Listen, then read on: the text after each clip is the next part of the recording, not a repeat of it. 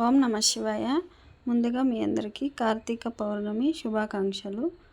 ఇప్పుడే ఇంట్లో పూజ చేసి టెంపుల్కి అయితే వెళ్ళాను. వెళ్ళి ఇలా కార్తీక పౌర్ణమి దీపాలు అయితే వెలిగించానమాట. చాలా సంతోషం అనిపించింది. ఏ హడావిడి లేకుండా నెమ్మదిగా అన్నీ తీసుకొని వెళ్ళింటే ఒక్కటైతే మర్చిపోయాను. నూనె డబ్బా మర్చిపోయాను అనమాట. ఇంకేం చేసేది అని అనుకుంటూ మా చిన్న బాబు ఇంట్లోనే ఉండిపోయాడు. నేను లేటుగా వస్తాను పో మమ్మీ అన్నాడు.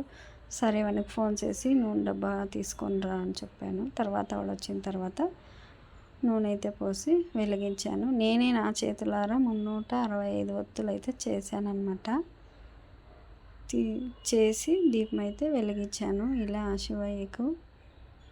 తర్వాత ఇక్కడ టెంపుల్లో అభిషేకం అయితే జరుగుతుంది. అది కూడా చూసి దర్శనం చేసుకొని స్వామివారిని, అలాగే ఒక 5 మంది ముత్తైదులకి పసుపు కుంకుమ అయితే ఇచ్చాను.